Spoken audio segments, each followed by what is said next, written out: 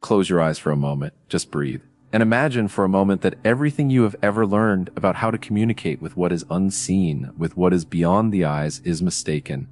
Imagine that every request you made to the universe, every candle you lit, every prayer you whispered in the silence of your room, came from a place that, without you knowing, was screaming the exact opposite of what you wanted. Because what few people say, and what the sesepuh of ancient Javanese wisdom guarded as a secret between generations, is that true communication with the Gaib, with the invisible world, does not begin with the mouth. It does not begin with the mind that formulates desires. It begins in a place that most of us have learned to ignore. Perhaps you are, at this moment, tired. Not just the tiredness of the body, but that silent exhaustion of someone who feels they are doing everything right, studying, practicing, praying, trying, and yet something does not respond. As if you were talking to yourself inside an empty room. As if your words, your deepest intentions, simply do not reach anywhere. This pain, which you often do not even name, has a name. It is the pain of feeling that there is a separation between you and the sacred, between you and the life that pulses beyond what the eyes can reach. And this separation, my friend, is not real. What is real is that you have learned to use the wrong instrument to make the connection. Because the invisible mistake, the energetic failure that most people make without ever realizing it, is trying to speak to the invisible using the logic of the visible world. It is treating the universe as an external supplier, as someone who will only hear you if you speak loudly, if you say the right phrase, if you perform the perfect ritual. And while you do this, your biology, your body, is transmitting a completely different message. Dr. Bruce Lipton, one of the greatest scientists of epigenetics, showed us something that the ancients already knew. The cell does not obey an external command. It responds to the environment. If the cell's environment is fear, it closes itself. If it is safety, it opens and communicates. This is exactly like you. What you call communication with the invisible is not something you do with your conscious mind. It is something your body, your energetic field, your internal environment is transmitting at every moment. And the question that few ask, the question the sesepuh would ask before any ritual, was not what do I want to ask for? It was what am I vibrating right now? Because if you approach the spiritual world on the frequency of urgency, of lack, of anxious control, you are not asking for an answer. You are vibrating the echo of your own pain. And what returns to you is not a message from beyond. It is just the echo of your own fear. The secret that the wise ones kept, and that spiritual neuroscience confirms today, is that the mind that tries to force communication is trapped in the personality of the old self. Joe Dispenza teaches us that the brain, when anchored in survival emotions, cannot access the quantum field where true connection happens. It is like trying to tune into a high-definition radio station using a device full of interference. The interference in this case is your unexamined beliefs, your unwelcome pains, your need for something out there to tell you what to do. And as long as this interference exists, you can repeat the most beautiful mantra, perform the most powerful ritual, and the communication that reaches you will always be the communication that you yourself, unconsciously, are generating. But what if you discovered that you don't need to learn to speak to the invisible? What if you discovered that what you need, in fact, is to learn to stop making enough noise to realize that this communication never ceased? What if everything you sought out there, in techniques, in masters, and external rituals, was waiting for you in the silence of your own chest? This is what we are going to dive into now. Not to give you another technique, but to return something to you that the sesepuh knew and that the modern world made you forget. Your own frequency as the true channel of everything that exists. There is a trap so common, so silent, that most people walk within it their entire lives without ever realizing it. It is the trap of the request. When you approach the invisible world, the Gaib, as if you were placing an order at a counter, I want this, I need that, give me that other thing. It seems natural, doesn't it? It even seems correct. After all, how will you receive something if you don't ask? But the sesepuh knew something that the modern mind cannot comprehend. The request, when made in this logic, is already a declaration of separation. You only ask for something from someone you believe to be separate from you. And when you start from this premise, you have already closed the door to true communication. The invisible mistake, the one no one tells you about, is treating the spiritual world as an external provider, as if there were a there and a here, as if life, the sacred, the consciousness that weaves the universe, was out there waiting to give you something you don't have. And when you do this, your energy changes, your chemistry changes. Your entire body enters a state of seeking, of lack, of silent desperation. And what you emit on this frequency is not a request for a solution. It is the pure, crystalline vibration of the problem you are trying to solve. It is like trying to put out a fire by throwing gasoline on it. You think you are asking for water, but your frequency is burning everything around you. Neuroscience explains this phenomenon very clearly. When you ask with anxiety, when there is urgency in your voice, your brain activates the amygdala, the center of fear and survival. Your body enters a state of alert.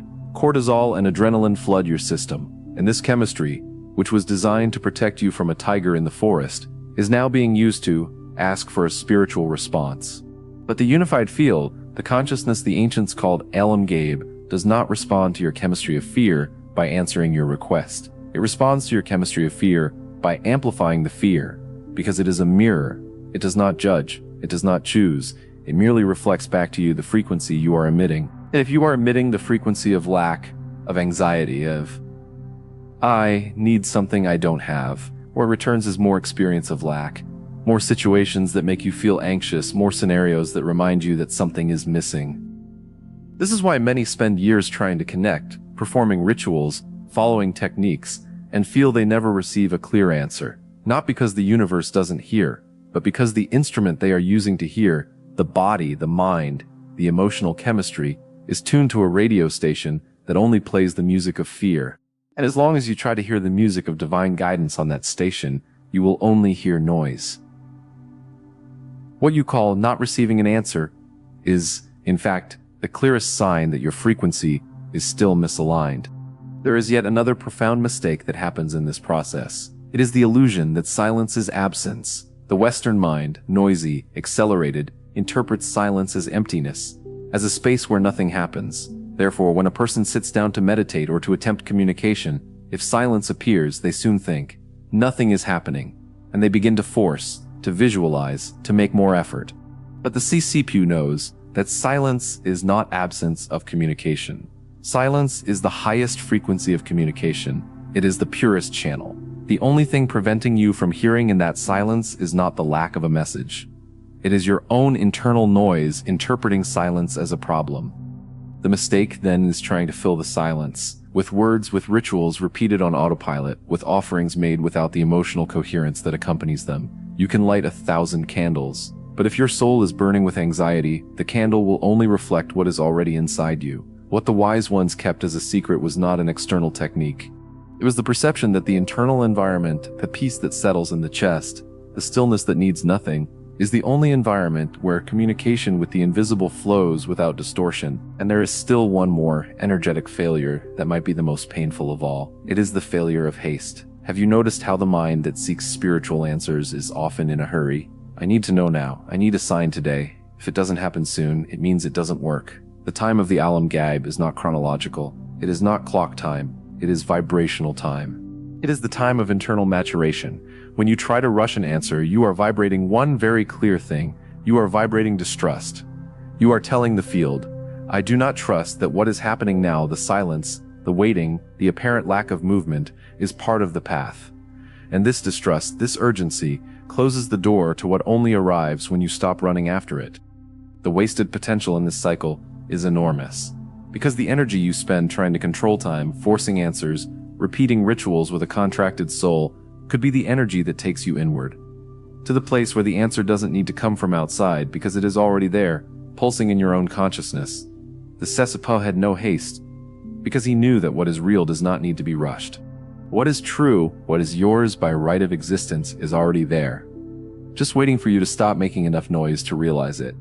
There is a phenomenon that happens to many people who approach the spiritual world, and it is so subtle, so disguised as a profound experience, that few realize what is really happening. The person starts seeing signs in everything, repeating numbers, intense dreams, coincidences that seem inexplicable, and they interpret this as communication from the universe, as confirmation that they are on the right path. But what if, in many cases, these signs are not messages from beyond? What if they are, in fact, the echo of your own fear projected onto the field of reality? The danger of the invisible mirror is one of the deepest teachings the sesepuh kept. They knew that the human mind, when not at peace, has an astonishing capacity to project outward what is inside. If you have unresolved fear, your perception of the invisible will be a perception of danger. If you carry guilt, your communication will always come in the form of accusation. If you are trapped in the need for control, the universe will show you ambiguous signs that only increase your confusion. Not because the universe is confusing, but because you are looking at the murky lake and seeing your own distorted reflection, thinking it is a message from the depths.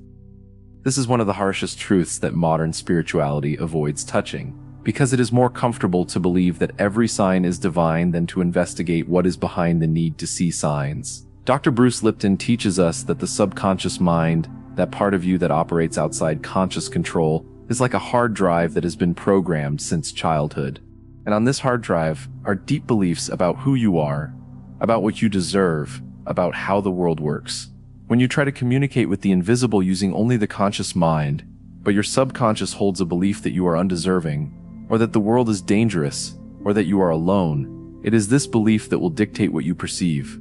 You do not receive what you consciously ask for.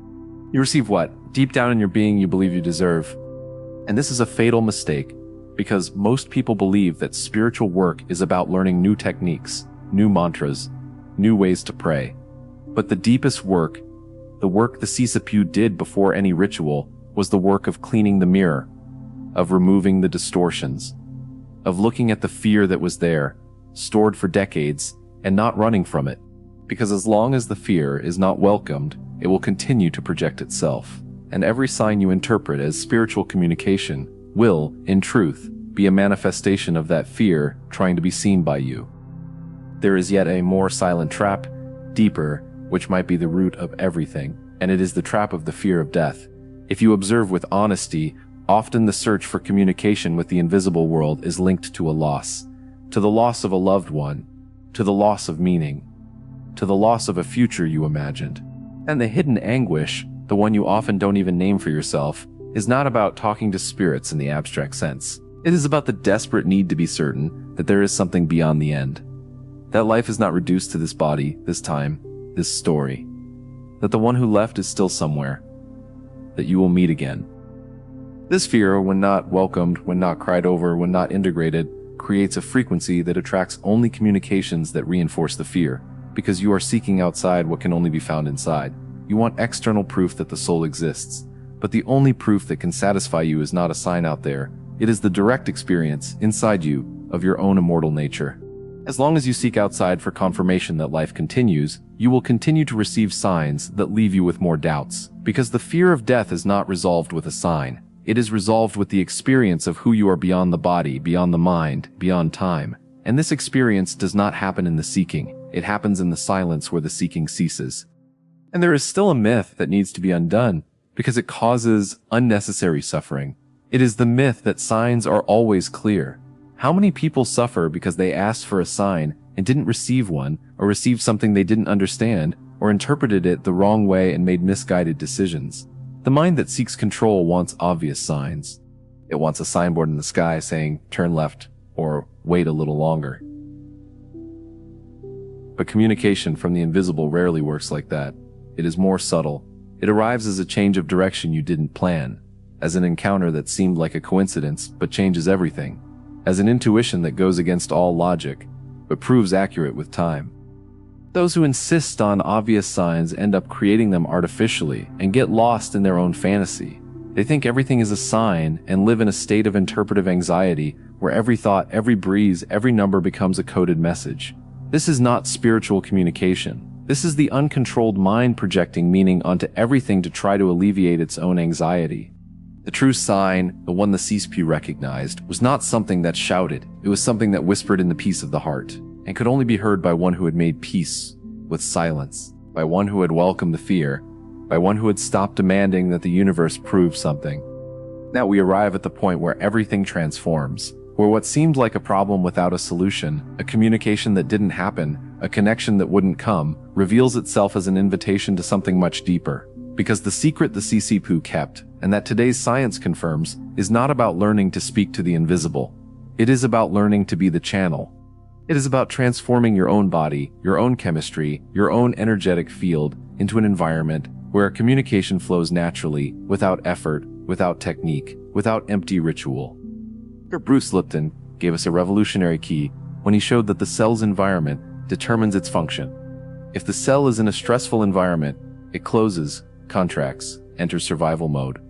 If it is in an environment of safety and nourishment, It opens, expands, communicates with other cells. This is exactly like you. Your body is an ecosystem of billions of cells. And the environment of this ecosystem is determined by your emotional chemistry. If you live in a state of fear, anxiety, haste, lack, your cells are in defense mode. And in this mode, communication with the unified field, with the alam Gaib, is blocked. Not because the field doesn't want to communicate, but because you are, literally, closed to receiving. What the ancients called Hadiyang Tenang, the tranquil heart, is precisely this state of coherence where the internal environment is at peace. And neuroscience today has a name for it: heart coherence. When the heart and brain are aligned in a harmonious rhythm, when breathing is calm and the emotion is of gratitude or love, the electromagnetic field of your body expands and organizes itself. In this state, you are no longer emitting the frequency of lack. You are emitting the frequency of fullness. And the unified field, which is a mirror, reflects this fullness back to you in the form of synchronicities, intuitions, answers that seem to come from nowhere, but that, in truth, were always there. The ancestral technique, then, is not a secret mantra. It is not a specific offering. It is the creation of this internal environment of coherence. It is learning to stop before asking. It is feeling the body, feeling the emotion that is there, and asking, what is vibrating now? Because if you ask for something with a contracted body, with held breath, with a heart racing with anxiety, you are not asking. You are screaming fear. And what returns is the experience of fear. But if you first calm the body, if you first activate the emotion of gratitude, if you first feel, inside your chest, that what you desire is already real, then your request is not a request. It is a confirmation. And confirmation vibrates at the frequency of certainty. And certainty, the field reflects as reality. There is an immense power that most are unaware of. It is the power of not doing, of not trying to control the message, of not forcing the answer, of simply sitting in the presence of what is without demanding anything. It is like the forest. If you enter it making noise, trying to call the animals, trying to force nature to reveal itself, everything hides. What you see is only what you brought yourself, your own noise. But if you sit in silence, without expectation, without haste, without demand, the forest begins to reveal itself. The birds return. The small movements appear. The life that was there all along begins to show itself. The sesepuh knew this. That's why he didn't force. He waited. He became the silence. And in the silence, everything came to him. The deepest energetic failure that blocks communication is the belief that you are small and the universe is large and separate. This belief, which is usually in the subconscious, not the conscious, generates a frequency of supplicant. You approach the invisible as a beggar extending a hand, and when you feel this way, the universe reflects scarcity. The practical step, the daily work of reconnection, is to reprogram this belief. And the most powerful way to do this is not to repeat affirmations on autopilot. It is to feel every day the emotion of the already existing connection, not to ask, to be grateful for something that hasn't happened yet, as if it were already part of you, because gratitude is the frequency of certainty. And certainty is what aligns the internal environment. There is a simple 3-step exercise that can transform the way you relate to the invisible. The first step is to locate the feeling of anxiety in your body. Where is it? In the chest, in the stomach, in the throat, and breathe into it. Not to push it away, to welcome it. Because what you welcome transforms. What you repress projects. The second step is to place your hand on your chest and activate the emotion of gratitude. But not forced gratitude. A gratitude for something real, something simple. For the breath that comes and goes. For the heart that beats without you asking. For the life that pulses despite everything. The third step is, from this state of gratitude, to visualize what you desire. But not as an external image, something out there waiting to be conquered. Visualize as a complete sensation inside your chest. The sensation of already having. The sensation of already being. The sensation of already being connected. This is the body-heart alignment that the ancients called the tranquil heart. And when you practice this not once, but as a daily rhythm of life, something changes. You cease to be someone who seeks communication. You become the communication. Your presence becomes the channel. Your life becomes the altar. And the invisible, which once seemed distant, reveals itself as the very substance of your breath. We return now to the beginning, but with a transformed gaze. When you started this journey in this video, perhaps you carried with you the silent anguish of someone who feels they are talking to themselves. The exhaustion of someone who tried everything and still didn't feel the answer. The pain of someone who lost someone and wished only for a sign that life continues. And now, at the end, perhaps something has moved within you. Not a new technique to apply, not a powerful mantra to repeat. Something more subtle, something more true. Communication with the invisible is not about what you do. It is about what you are. It is about the frequency you emit from your state of being, and the silent anguish that brought you here. That feeling of separation, of not being heard, of not being connected, is not a punishment. It is a call. It is the invisible itself knocking on the door of your perception, saying, look inside, calm the internal environment. The answer is not out there. It is you. The greatest wasted potential by those who seek spiritual answers is the energy spent trying to control the flow of life. The strength that goes into rituals performed with a contracted heart, into requests made with a desperate body, into anxious waiting that only generates more waiting. But when you stop trying to speak and learn to listen with your whole body, with full presence, with acceptance of what is, something is revealed. You discover you were never separate, that communication always existed, that what was missing was not the universe's voice, it was your tuning, it was your willingness to hear not with your ears, but with the silence of your chest. Dr. Bruce Lipton teaches us that the cell transforms when the environment transforms. There is no cell in your body that needs to be forced to change. It merely responds to the environment you create. It is exactly like this with you. You don't need to convince the universe to hear you. You don't need to learn secret communication techniques. You only need to become an environment where the wisdom of the invisible can manifest without distortion, an environment of coherence, an environment of gratitude, an environment of silence. Because in silence, what is real reveals itself. And in noise, there is only more noise.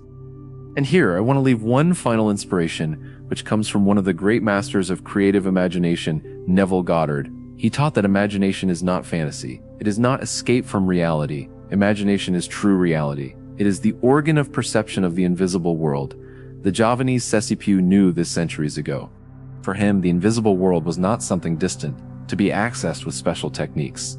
The invisible world was more real than the visible. And the only thing that separated a person from that world was the belief that it was separate.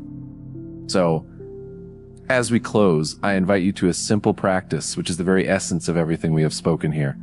Close your eyes for a moment, breathe, and feel. Do not think. Feel. Feel that the communication you sought out there in truth never ceased.